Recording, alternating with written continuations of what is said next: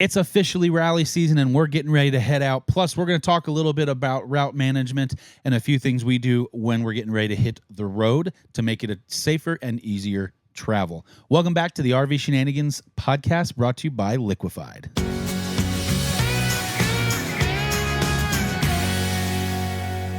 Like I said, welcome back to the RV Shenanigans Podcast, brought to you by Liquefied. My name is Ryan, and along with my wife, Lauren, we are Millers in Motion. Before we dive into the show, I have a big request from you. This is the very last time that we're going to post a video podcast on the Millers in Motion channel. We'll still talk about it a little bit over here, but as far as the show, it's got its own thing now. So if you could do me a favor, please head over to the RV Shenanigans Podcast on YouTube. Click subscribe, do all of those things for me. And I'm going to ask a really big favor. Share the show with somebody. So our show is very much bigger on audio platforms like Apple Podcasts, Spotify, Google Podcasts, all of those platforms. We are exponentially larger on those podcasts as far as our analytics, and that's amazing because it's actually harder to grow a show on those platforms than it is on YouTube. So if you could do us a huge favor, and if you are listening to this, go in and rate and review the show. That's kind of like liking and commenting on YouTube, if that makes any sense. So by leaving a review and a rating, it helps them kind of know that we're being listened to, and it'll help push out to other podcast listeners that may not be able to find us. Also, a big help is if you could just share our show, just one person. We would greatly appreciate it. We try to bring the light and funny side of sometimes serious topics in the RV space, whether it's destinations, how-tos, or just kind of guides and those types of things. So we would be forever grateful if you could do that for us. Let's take a quick break, and then we're going to dive into our main topic today. What's the worst part about RVing?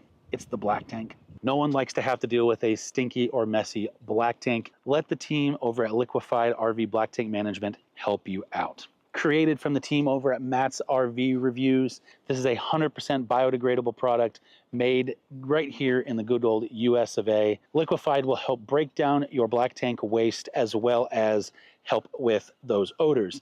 In addition to helping with those odors, it's got an actually really great orange smell to it. So not only does it help break down those odors, it also helps freshen the bathroom. One of my favorite features is actually this easy measure pour spout. Because it's designed this way, you don't have to bring in other cups or measuring devices of any kind. Dump what you need in for your size tank, put the cap back on, and you're done. To learn more about Liquefied RV Black Tank Treatment, you can visit liquefiedrv.com. Do us a favor, please support the brands that support us because they enable us to be able to bring you the podcast and the regular videos. To purchase Liquefied Black Tank Treatment, please see the link down below.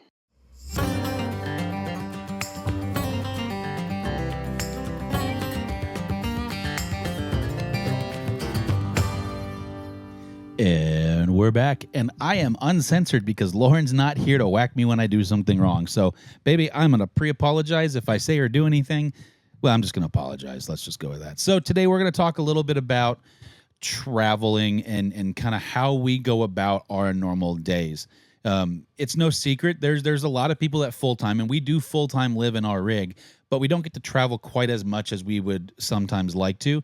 So as far as classifications of people that are out there, you have full-timers people that live in their rig, and I'm going to say for the most part they travel or they're stationary with taking a few trips. And then you have part-timers, weekend warriors, whatever you want to call it, people that own maybe a traditional sticks and bricks or home, apartment, condo, so forth. They don't live in their rig full-time, but then they take it out for trips. We love both things. We just love RVing. To be honest, we just love traveling. And so we don't look down on any version of that just because we're full-timers. Now, we do come back to North Texas quite a bit because of Lauren's job. She has a kind of hybrid job where she's remote a little bit, in person a little bit. And so we do come back to the Dallas-Fort Worth area. And when we do that, it is difficult sometimes to not think of yourself as stationary. Now, we still move the rig every 2 or 3 weeks, no matter what. Whether that's a quick trip or those types of things, but we do maintain a site. We do live in the rig full time.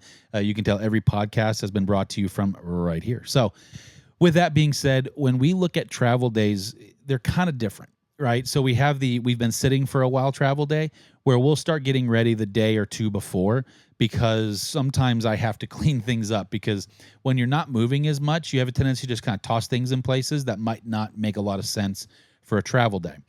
Now, that being said, when we are in a lot of travel days, so like let's say, for instance, when we were in Florida, as an example, for almost 2.5 months over the winter, between the Florida RV Super Show and all that, everything kind of stayed in its travel home. And we never really got anything that was too out of the realm of a normal day. And so we could be up and ready in about 30 to 45 minutes, as far as not hooked up, like sitting around drinking coffee, to packed, hooked up, and at least reasonably close to ready to roll. So that's kind of one of the things that, it depends on what you're doing. So I'm going to take it from right now that we've been sitting now for about 2 weeks. We ran up to, ironically, my last run was to Elkhart. No, it wasn't. No, I'm sorry. It was to the National RV Training Academy and Big Beer Battery headquarters and all that for the solar install. So I ran up to Elkhart for some service stuff at the factory. It was just, they could get us in easier with what we had going on, and spend a little bit more time with it. Plus we were working with them working with Alliance on a few things. I came back down. We were here for about a week and a half, 2 weeks. We went to the solar build, which was 2 weeks ago. We've been here since last Saturday, and now it's Friday, and we're getting ready to go. So a little under a week.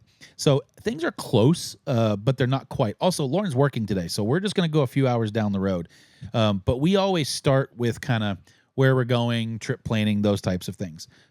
We use RV Life, but not for navigation. So I love their planning tool and their routing tool, the Trip Wizard. It is absolutely amazing. We actually, for the first time, are maintaining our entire year of travels in there.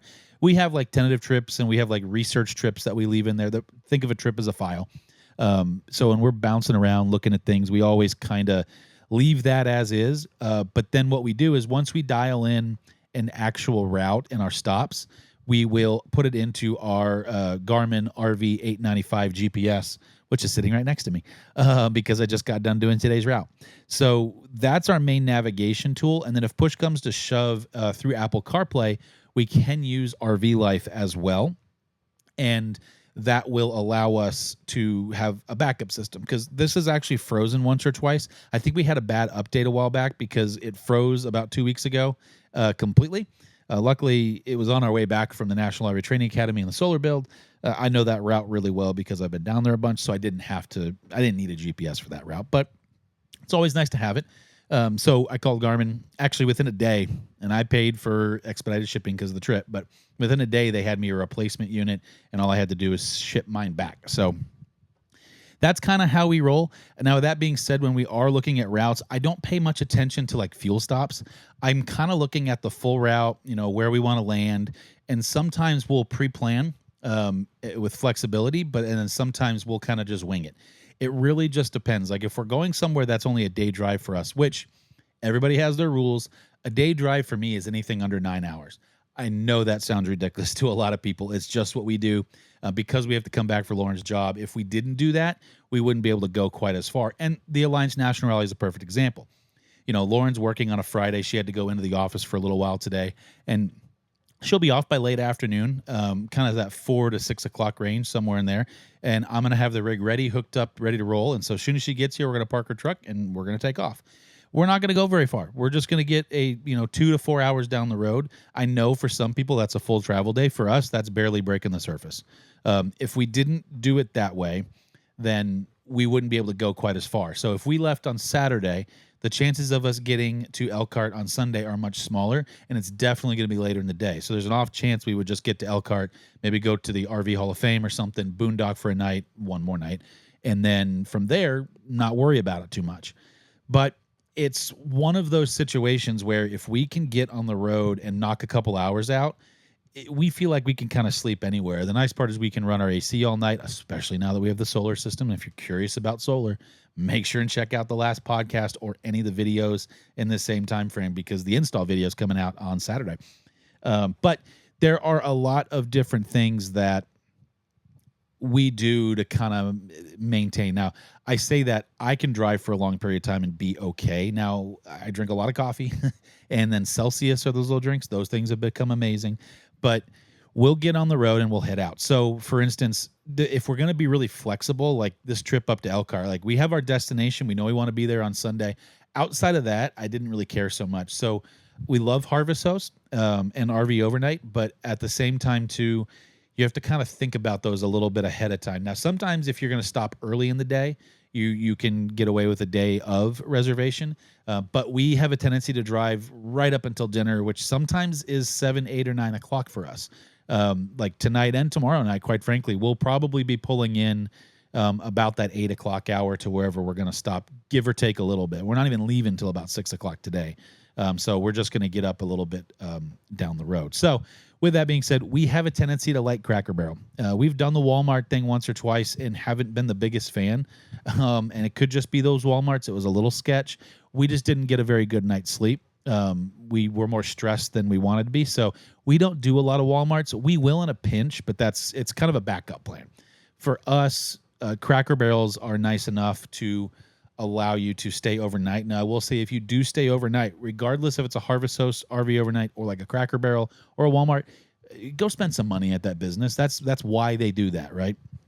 It's not that expensive. If you're going in a Cracker Barrel, grab some dinner, grab some breakfast the next morning before you head out, kind of depending on your schedule. But spend a little bit of money, make yourself known, always ask for permission, never just assume you can do it, because there's actually some city ordinances sometimes that don't allow overnight parking. Typically, there'll be a sign if that happens. But being able to just stop and kind of put the slides out and get a good night's sleep is a big deal. Now, that being said, when we do get to a position like that, we don't ever unhook. So we have a Levelmate Pro on board the rig, which I know what you're going to say. It sounds a little bit redundant when you're in a fifth wheel because I have auto leveling. But what I do use it for, and what I've loved it for, is it gives me an idea where I'm sitting side to side, back to front as I'm driving around. So typically as I'm pulling into a Cracker Barrel, I'll pull it up and I'll leave it on a little magnet mount on my dash on my phone, and then I'll watch as I get positioned somewhere, and I kind of know where I can and can't be, because I'd always like my nose down just about an inch or two, because then that way when I lift up the front end with the manual leveling system, I can get some pressure off of my truck, and obviously as close side to side as I can possibly help it. Now, that being said, when we do find a spot we like, and sometimes it's not always perfect, but we will go ahead and use our levelers. Now, a couple of things with that. One, I want to give my truck a little bit of a break overnight. And so what I will do is I will bring the front up to a certain point, and then I will manually level left to right. Now, the one thing we will never, ever do is lift our tires off the ground. We've had to stop and reposition or get some adult Legos, like those stacking blocks, out and drive up on them so that we could actually level. But it's one of those things for me that if the hydraulic system were to fail for any reason and we were to drop, at least we're only dropping the play in the suspension. If the tires are off the ground, now your tires are hitting and you're going to get more of a bounce effect on your suspension. And we've got a very, very nice suspension in the MORryde IS or independent suspension, but it is one of those things that you just don't want to risk it. And so I always leave our tires on the ground, and I've had to reposition because of that rule a couple of times, even when it's close. If I can spin that tire, it's not down. I want those extra points of contact on the ground. So when we do get there, we will pop those slides out. And now, depending on where we're at, will depend on how we pop our slides out. Sometimes in parking lots, when you're at a Cracker Barrel, so as an example, we're too long for their RV and bus parking. We did it once on our way to Florida. We were up near Pensacola. I don't remember where we were. Somewhere before we got down to Tampa one night, and the only where I could park was in the RV and bus parking, which is that longer angled parking. You'd think you fit. I don't. I had to use 2.5 sites diagonally, and that was barely fitting. So we are a little bit longer, so I will typically go along the edges in the regular sites as far away from the building as I can possibly be.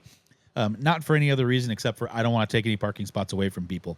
Now, that being said, we don't like to come in before the dinner rush. We try to actually stay till after the dinner rush. So typically the earliest we'll ever get somewhere is like 6 or 7 o'clock if it's a Cracker Barrel, mainly because we want to give all the regular people that come to just get dinner an opportunity to kind of get in, get parked, and then kind of get out. And it's already and the crowds are thinning a little bit by the time we get there. Couple things. One, it allows us to be a little bit more maneuverable, I guess is the best way. There's less vehicles around. It's just easier. We're 64 feet, 63 feet, something like that when we're completely hooked up. It's a lot, and we're long. And so it does take a second to maneuver us and get us into a position where we can camp. Now, with that being said, we've run into a lot of people that have said, oh, we're too big, and they're 10 feet shorter than us or maybe 15 feet shorter than us. We have to be selective on our Cracker Barrels. We always will do a Google search and then switch over to satellite mode before we get anywhere for a couple of reasons. One, I like to see what I'm getting into before I do it from an aerial view. So I kind of have a few ideas, always pick like a few spots that I think will work. And then from there, when we get into it, it's kind of if we got to drive around in circles for a few minutes, that's what we do. If you're going to do something like that, the first time you go to park, play with it a little bit. Or if you just see an empty parking lot and you want to play with it, figure out how many spots you need to maneuver horizontally, and then how many spots you need to actually park. Like I know I need at least 12 to 14 spots to be able to back in the parallel park along a curb. And then I need, with no overhang, I need at least, I'm going to say 10. It's really like 8 or 9, but I need a little bit so that I can swing out, if that makes sense. Also, when you're parking in those types of situations, understand that somebody could come and park right in front of your truck. So I always leave the rig and the vehicle in a position where if I had to get out because of people parking, I typically will. And so I always try to take up just enough of one spot in front of me and angle the truck so that if I needed to pop out, I could without having to back up in case someone were to get too close to us on the rear as we're sleeping overnight. You never know what could happen. Also, a little tip, I avoid the dumpsters if I can. Not always an option, but if I can, I try to avoid them because typically it's somewhere around 2 to 4 in the morning is when the dumpster shows up. It's not every night, but Murphy's Law, if you're there, it's probably coming. So we do actively try to avoid that. Now, as far as every other place, Harvest Host, those types of things, they're always going to have recommended arrival hours. So just do what they ask and don't come in too late after the fact and those types of things. Another thing is, do we put our slides out? I'm going to say situationally. So for us to access our fridge and some of our coach, we do have to put one slide out, especially if we're going to go inside and sit down and have dinner or breakfast. We need to put a slide out so that the dogs can have enough room inside of our RV that they can function a little bit, at least kind of get around, lay down, that kind of a thing. So if we find the right spot and we feel okay, we'll actually put our stairs facing out. So we'll hug the curb as much as we possibly can. If we do that for our coach, which we're in Alliance Valor 44 V14, that allows us to put our main slide out, which has our fridge on it, which is on our stair side, or our camp side. So we get really, really close to the curb when we do that. Because we're going to be facing out. I typically have some pop-up cones that I'll throw around too, just to kind of warn people. But if any portion of me gets within really a couple of feet of the end of that parking spot, I won't put that slide out. If that's the case, I'll actually turn around the other way because that slide we really have to go out. Now, the other side is actually the slide I'm sitting in. So it's our off-camp side, which our main couch is on, as well as our bedroom slides on that side. So we don't have to put our bed out, but I'll be honest, it makes life so much easier. So typically what we'll do is we will try to, essentially when we come in, I'll put the driver's side on the curb side. And so that way I can hug over as much as I possibly can. If we can do that, we can normally put out all 3 slides. If it's a little bit of a tighter, or if we're at a rest stop for any reason, that's never going to happen. So we always hug the off-camp side, and we only put the one slide out, just so we can get in and out, use the fridge, which we can access half of our fridge when the slide's in, but not the other half. And to be honest, it's just a little tighter getting through, and so it's great if we could put at least one slide out, and then we can sleep with the bed in. In fact, Alliance has a really cool thing called What You Know Wednesday, so whether you're an Alliance owner or not, it's just helpful tips. Now, if you don't have an Alliance, some of them might be a little off because you might have different technology, different systems, so on and so forth. I didn't realize where the rollers actually were for the bedside, and so I thought they were at the end. They're not. They're actually about the third of the way in, and so if you're going to sleep with the slide in, you don't want to just crawl on the very back of it because now you're putting a bunch of, if this is the wall side near my elbow and and if you're listening to this, sorry, and my fingertips are the end. I thought the rollers were down here by my fingertips, but they're not. They're more like right here by my wrist. So if you get on the end, you're putting a lot of pressure on the rig like that, or the slide like that. So for us, we just make sure and get it on the side, which is why that double door in the bathroom is kind of handy for us. And that allows us to kind of be able to get in and get out. Also, because we have a bigger bed, it barely touches the end, and we kind of get this bump up. And I just never sleep as well because my feet hang off the end of the bed a little bit. And so I hit our little dresser thing right there constantly throughout the night. So if we can push the slide out, I can normally get at least a normal night's sleep. But yeah, that's personal preference at that time. And then obviously, if you're in a motorhome, whole different game. You can kind of abide by the same rules of thumb, but for the most part, that's you know your rig better than anybody else. So you have to pick your side. Just know that when you're coming in, whether it's a harvest host or anything else, do a little scouting mission first. And I say that, and it's Google Maps or Apple Maps in satellite mode. That way I know where I'm coming in. If there's multiple entrances, I know what, based on where I want to park, I know which entrance to come in. I know which way I need to turn. I might come into an entrance and there's a spot right there that I want to be at, but it's reversed if I were to make a quick turn. And so I may have to go around the building once in order to angle myself correctly to get into that spot. So just do a little scouting. Other than that, when we are on the road, we'll pick our night stays. If we're gonna wing it a little bit more, like this trip is a great example. Again, I actually picked 2 different Cracker Barrels within about 2 hours of each other.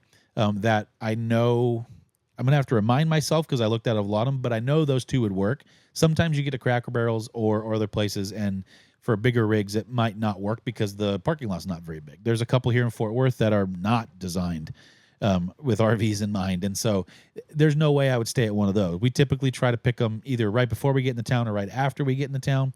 Just a little advice. The ones in town are always a little bit tighter.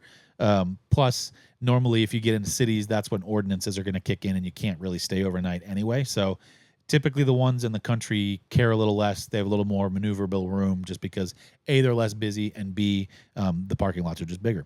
So, but double checking where you can and can't go is awesome. Now, with that being said, moving from kind of fueling and all of that stuff, to be completely honest with you, just wing that because I never really know. You can be going up hills and my gas mileage is going to tank. You can be going down hills and my gas mileage is going to be a little better. So we always start off a trip full of fuel, full of def. So as an instance today, we're going to leave as soon as Lauren gets home.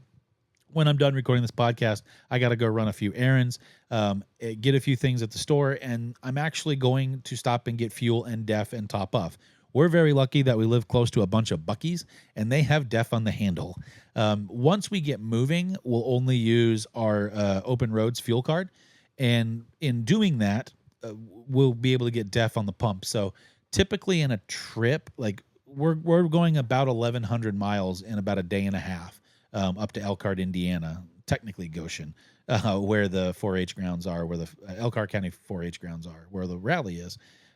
We will probably get def either just as we get there, our last big fuel stop, or we'll do it the first stop on the way out, and then typically I'll do it on my way in as well, just because it's always nice. I've yet to have to buy the box of def and put it in there. Now, we have some trip plans coming up where I'm going to buy some and take it with me, but it's more of a backup. And then I'm more than likely going to have to use it because truck stops become less of a thing on that type of an itinerary, which I know I'm being very vague. That's intentional. But on something like this, and when I get down to about a half of my def, I go ahead and top it off because I'd never want to run into that problem where all of a sudden you can't throttle past 55 or 40 because your def is low. I just don't want to mess with that. So as soon as I hit the halfway mark or a little below, that's when I'm going to go ahead and put def in from a pump that's there. So later today, I'll go ahead and top off on diesel when I'm done with my run around and get some def, and then we'll be pretty much ready to go. A few other things we'll do in preparation, like last night as a good example. Sometimes I don't know where all of Lauren's stuff goes on the inside. And so I just asked her before she went to bed last night or before she left this morning, just anything that I'm not accustomed to that's hers, if she could go ahead and stow that for travel. Everything else is 100% good to go. It's just a matter of putting out the normal stuff. Now, I will tell you, this is where checklists come involved because I'm very used to just doing the outside stuff and the toy hauler space. The reason why I do the toy hauler space is because we're strapping things down. And in addition to that, it's my office, and so I kind of know how stuff travels there. I will typically do my office the day before because there's not a big reason why I need to mess with that. And depending on what time we're leaving, if we're not leaving till the afternoon, I don't care. Like, it's up right now. I'm going to edit this podcast before I leave. But if we were leaving first thing this morning, no, it'd be done. It'd be everything in the office, everything in the garage would be in travel position, strapped down, and ready to go. Now, the bikes are another one of those things. We actually do strap them down, but they're in bins because we have the electric XP 3.0s, and so they fold in half. So those are a little bit different in the sense that we sometimes bring them in. Excuse me. We sometimes bring them in. We sometimes don't, depending on when we're leaving. So like when the rally's over, we actually have to get going pretty quickly the morning after the departure day. And so we'll probably go ahead and have our bikes packed up, the toy hauler space packed up in preparation for leaving that day because, well, we have a surprise. And if you watch the main videos, you'll see it very, very soon. We'll probably do a podcast over some version of it. Because we are a travel channel first and foremost, we have some fun new stuff that we're going to explore and do a little bit. We're very excited to bring it to you. And from a podcast perspective, this lives in the RV lane 100% of the time. So we'll probably do some comparison stuff to what we're going to be talking about. But let's just say we have to haul. So we have to get on the road pretty quickly. We need to make all the way from Elkhart, Indiana to about Joplin, Missouri, which is about 10 hours. And so I would love to get there with some time to rest. So yeah, that's kind of how we go about our planning. Now, I will tell you, we're very lucky that we have the MORryde independent suspension, that we could afford to do that on our new Valor. And that makes putting stuff away a little bit of an easier task. Sometimes, like in our previous coach, it took us almost 30 minutes just to put tension rods up, strap things down, all of that. We don't have to work quite as hard. You still got to put stuff away, right? But you can kind of get away with sticking stuff to counters, like, as a good example, our air fryer. And our spatulas and all that stuff are in a jar that's stuck with museum putty down, or Gorilla. So there's the Gorilla adhesive people, like Gorilla Glue. They make a putty that kind of sticks. Also, some of the things on our mantle that we can stick down, they're all stuck down. So we don't actually take anything down in that scenario. We do have like a little air freshener thing that's sitting there. Because we have to refill it, we can't stick that down. So that'll just go in the sink, and we haul. So, we don't have to do a ton. Everything we've done with this Valor has been to make travel days easier and just cleaner overall for us, so that it's not as much work. So with all of that, if you do have questions, please feel free to ask, whether it's an email, which you can email us whenever you'd like at info@millersinmotion. If you're listening to this, words, Ryan, on our Buzzsprout account, which is essentially through our website, you can actually send us a text message directly. And if you do that, just know we can't see your name unless you put it. So put your name in there if you send us that message. If you send us a message, we will gladly read it if it's a question or anything along those lines on the show. Hoy, I feel like I've been talking at you guys for a while, and it's really only been about 30 minutes. So this is going to be a little bit on the shorter side for us, at least on the podcast. This was harder for me because I don't have a Lauren, and so hopefully you're okay with it. If you have questions, like I said, if you're watching this on YouTube, make sure and leave them down in the comments. We will be happy to answer them. Also, if you are watching this on YouTube, remember I said this at the beginning of the show, I'm going to say it again.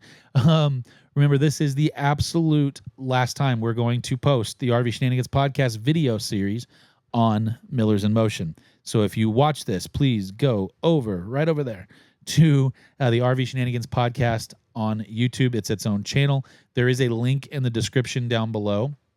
In addition to that, if you're listening to this on Spotify, Apple Podcast, all those, please rate and review. Again, I cannot describe to you how much that helps us with the algorithm, which is not really a thing on the podcast side. I mean, it is, but it isn't, if that makes sense. But doing that really does help us. Thank you so much for listening. Thank you to our sponsors for sponsoring us and allowing us to do this crazy, crazy thing I call a job, which is really just talking, which I love.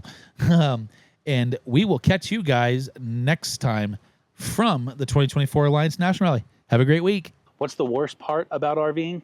That's our ad. Have a great week.